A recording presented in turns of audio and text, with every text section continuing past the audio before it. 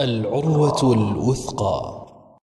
في الصحيحين عن أبي هريرة رضي الله عنه أن النبي صلى الله عليه وسلم قال: ينزل ربنا إلى السماء الدنيا حين يبقى ثلث الليل الآخر، فيقول: من يدعوني فأستجيب له، من يسألني فأعطيه، من يستغفرني فأغفر له.